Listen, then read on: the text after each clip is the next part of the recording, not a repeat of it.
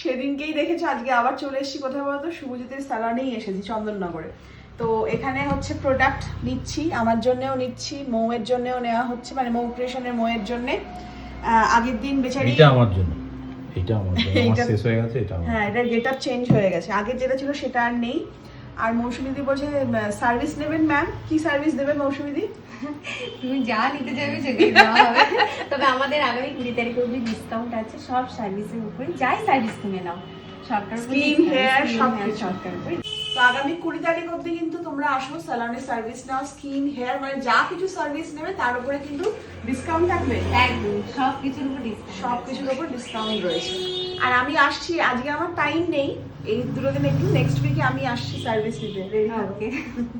আর ওই দেখো আলো জ্বলছে, লেখা আছে চন্দননগর। এটা বালিতে আমরা যাইনি কিন্তু।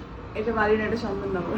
স্যালনে এসছি আর দেখা হয়ে গেছে তোমার সাথে। তোমার নামটা বলে দাও। সুলতা মণ্ডল। ওই যেদিন ওপেন, মন্তেশ্বরেই থাকি আমিও। আবার আচ্ছা। অনেকদিন থেকে আমার বরকেই বলছি যে দেখা করব, একদিন যেন দেখা হয়ে যায়। ওই যেদিন ওপেনিং ছিল আসতে পারতে তো, সেদিনকে হ্যাঁ, দেখা যাবে। ইচ্ছা ছিল, তোমার ব্লগেই দেখেছি, কিন্তু আসার হয়ে ওঠেনি। কিন্তু আজ এসে যে আমার দেখা হয়ে যাবে, আমি মনে মনে ভাবছি যে যাবো, যদি দেখা হয় ভালোই হবে। আমি মানে হবে ভাবতেই পারিনি, খুব আমার ভালো বাড়ির লাগে। সামনে তো, যখন তখন ওদের এখানে হামলা করবো আর কি।